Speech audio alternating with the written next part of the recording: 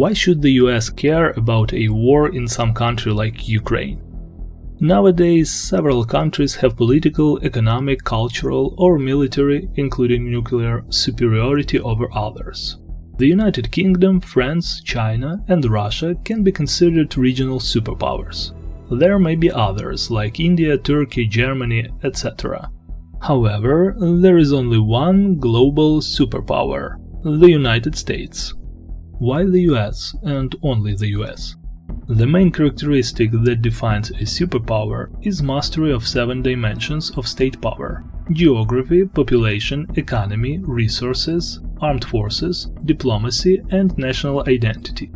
The previously mentioned countries also perform well in these areas. Turkey, for example, doesn't have nuclear weapons, but has one of the strongest armies. Germany lacks nuclear weapons too, but has a highly developed economy. Speaking of which, the US has the world's most developed economy. So is that the key factor? Partly. But at the same time, the US national debt is measured in tens of trillions of dollars, exceeding that of regional superpowers combined, or all other countries combined. So why is America still number one? Why doesn't this enormous debt cripple its economy? Because the US is the strongest country in the most literal sense. In addition to having the most powerful military and possessing nuclear weapons, the United States has numerous military alliances and partnerships worldwide. Hundreds of military bases outside its own territory, on every continent. Since World War II, America has steadily strengthened its influence and authority, ensuring peace and upholding international law. Until recently. The lack of proper response to Russia's violation of the Budapest Memorandum in 2014 revealed what a terrible mistake Ukraine had made by surrendering its nuclear weapons, essentially at the request of the US. The withdrawal of American troops from Afghanistan significantly impacted the geopolitical balance in the region. Russia's invasion of Ukraine in 2022 not only launched a full-scale war in Europe, but also demonstrated the helplessness of the UN and put the very existence of international law into question.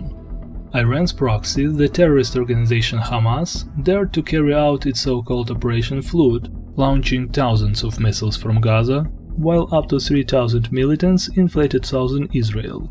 Since 1979, Iran has actively supported anti-Israeli groups, constantly using its proxies to attack Israel.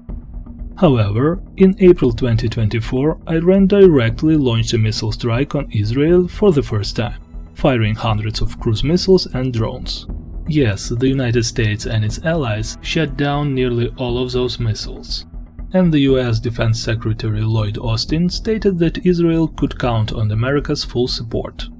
But later, when Israel responded with decisive action, the US National Security Advisor Jack Sullivan urged Israel to avoid escalating the conflict, implying that continued support might not be guaranteed.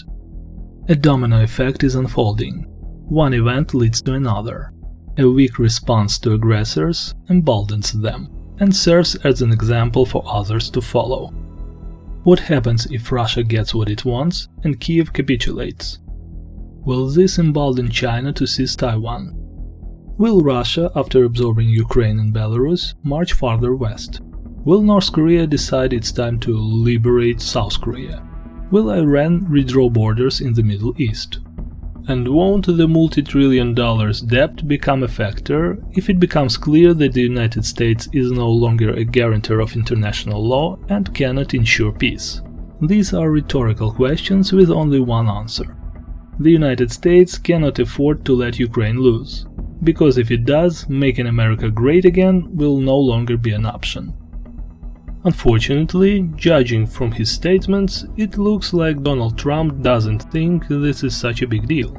And judging from his actions, it looks like Kamala Harris was right all along. I believe the reason that Donald Trump says that this war would be over within 24 hours is because he would just give it up.